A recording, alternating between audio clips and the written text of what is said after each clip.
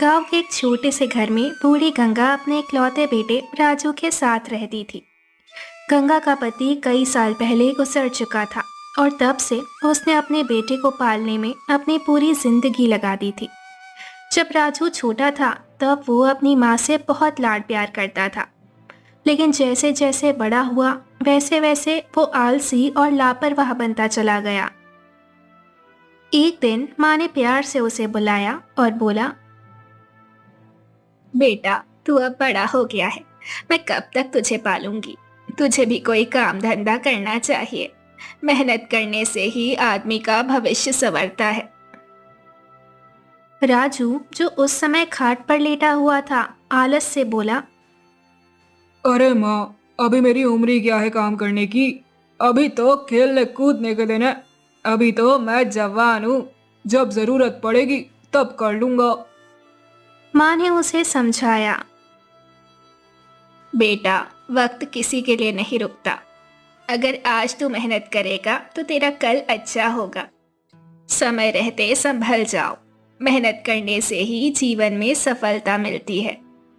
राजू हंस पड़ा और कहा, अरे माँ, मैं राजा की तरह जीऊंगा। काम धंधा तो गरीबों के लिए होता है। गंगा उसकी बात सुनकर आह भर कर रह गई। उसने सोचा, काश मेरा बेटा समझदार होता।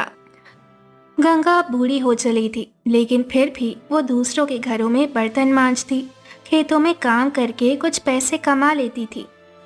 ये सब सिर्फ इसीलिए कि उसका बेटा चैन से जी सके और घर का खर्च चल सके। वो सोचती थी कि शायद किसी दिन राजू समझदार बन जाए। लेकिन राजू दिन भर दोस्तों के साथ इधर उधर घूमता। कभी किसी के खेत में आम चुराने जाता तो कभी किसी के तालाब में नहाने। दोस्तों के साथ गप्पे मारता और काम धंधे से जी चुराता। एक दिन गांव का मुखिया उसके पास आया और बोला, और राजू, और तुझे अपनी माँ का ख्याल रखना चाहिए। और वो अब बूढ़ी हो गई है। राजू हंसते हुए बोला, अरे मुखिया जी, माँ की सेवा करने के लिए मैं अभी छोटा हूँ। जब बुढ़ापा आएगा तब कर लूंगा। अभी तो मेरे खेलने कूदने के दिन है।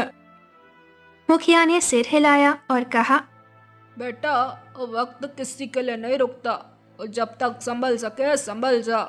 मेहनत करने से ही जीवन में सफलता मिलती है। लेकिन राजू को कोई फर्क नहीं पड़ा। कुछ ही दिनों बाद गंगा बीमार पड़ गई। अब वो पहले की तरह काम नहीं कर पा रही थी। एक दिन उसने राजू को बुलाया और कहा, बेटा, आज मेरी तबीयत ठीक नहीं लग रही। जरा डॉक्टर से दवा ला दे। राजू, जो उस समय गांव की चौपाल में बैठा ताश खेलने जा रहा था, आलस भरी आवाज में बोला, अभी तो मैं बिजी हूँ माँ। अभी मुझे दोस्तों के साथ खेलने जाना है। शाम को देख लूंगा। शाम हुई, रात हुई, लेकिन राजू ने दवा लाने की जरूरत ही नहीं समझी।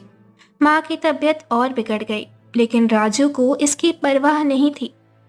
वो घर लौटा, खाना खाया और सो गया। माँ सारी रात दर्द से कराहती रही। माँ करवटें बदलती रही, लेकिन बेटा अपनी मस्ती में मस्त रहा। अगले दिन गांव की एक महिला जिसने गंगा को इस हाल में देखा तो वो बोली, बेटा, अपनी माँ की चिंता कर। वो बीमार है। अब तो कुछ काम धंधा कर लो और अपनी माँ की देखभाल करो।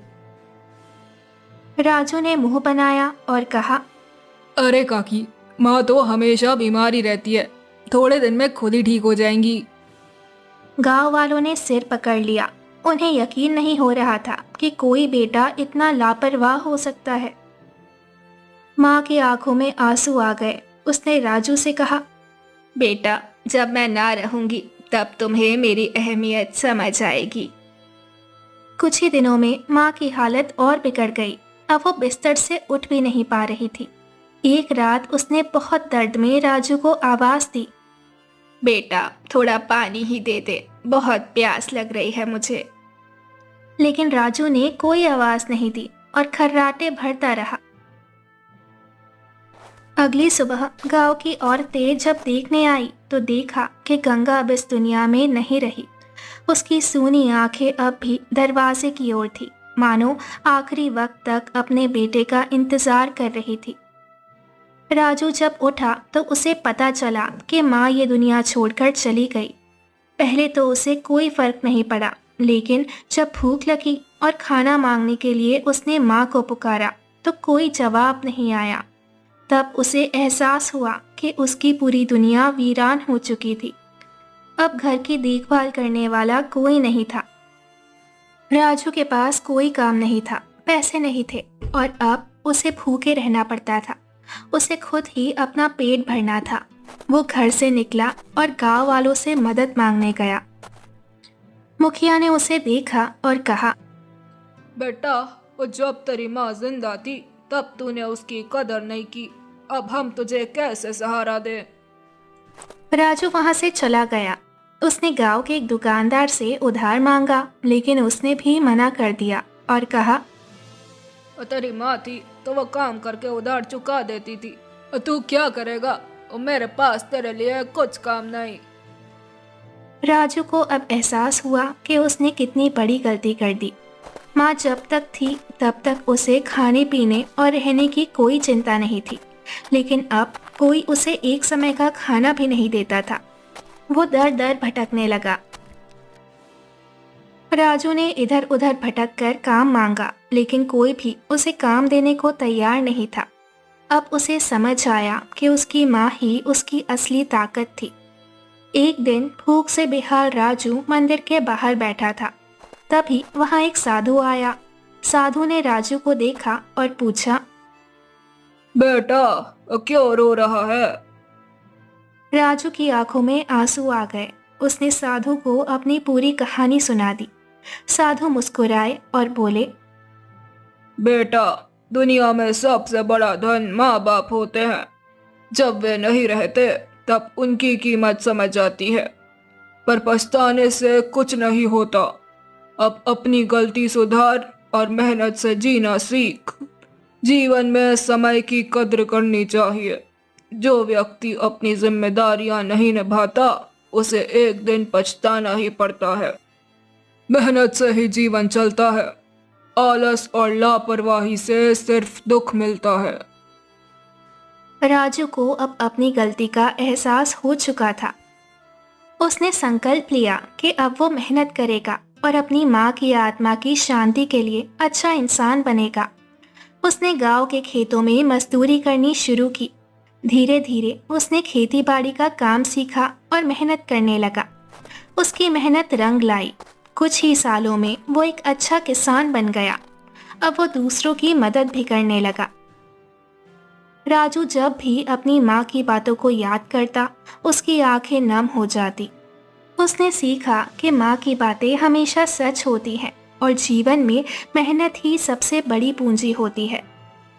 अब जब भी वो किसी को माँ की सेवा न करने की बात करता सुनता तो वह उसे रोक कर कहता, अपने माता पिता की इज्जत करो। जब तक वो जिंदा है उनकी कद्र करो, वरना जब वो चले जाएंगे तो सिर्फ पछतावा ही बचेगा।